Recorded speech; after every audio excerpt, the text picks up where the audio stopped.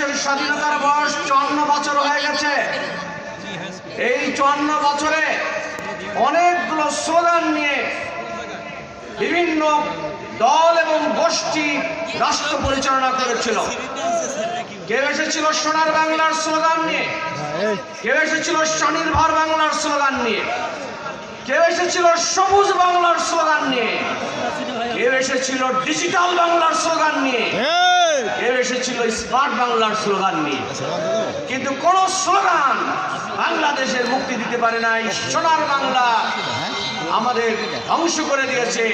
সোনার বাংলা আমরা দেখতে পাই না, শুধুমাত্র কবিতার মধ্যে সোনার বাংলা দেখেছিলাম, গানের মধ্যে সোনার বাংলা দেখেছিলাম, বাস্তবে দেখেছিলাম দুর্নীতির বাংলা, বাস্তবে দেখেছিলাম বাংলাদেশ একটা ধ্বংসযজ্ঞের পরে দাঁড়িয়ে আছে।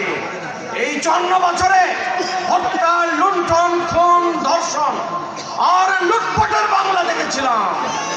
সোনার বাংলার সন্ধান পেয়েছিল ঢাকা শহরে যাদের প্লট আছে, ফ্ল্যাট আছে, ঢাকা শহরে যারা বাইতুল মোকাররমে ঝুড়ি ভরে জুয়েলারি কিনতে যায়, তাদের কাছে সোনার বাংলা থাকতে পারে।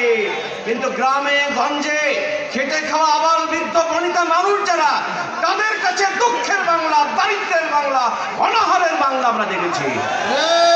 এই কারণে সোনার বাংলার স্লোগানগুলো ব্যর্থ হয়ে গেছে, সকল স্লোগান ব্যর্থ হয়েছে। বিধায় আগামীর 12 তারিখের নির্বাচনের মাধ্যমে একটা নতুন বাংলা আমাদের করতে হবে, ইনসাফের বাংলা আমাদের করতে হবে। জামাত ইসলামী 11 দলীয় জোটের মাধ্যমে এই স্লোগান নিয়ে ইনসাফের বাংলা, দুর্নীতিমুক্ত বাংলা গড়ার প্রত্যয় নিয়ে কাজ শুরু করে দিয়েছে।